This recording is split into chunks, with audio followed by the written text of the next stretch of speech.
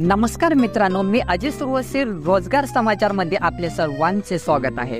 मित्रांनो, आज आपण एक नवीन भरतीबद्दलची माहिती पाहणार आहोत आणि त्या भरतीची संपूर्ण माहिती तुम्हाला आपल्या स्क्रीनवरती दिसत आहे।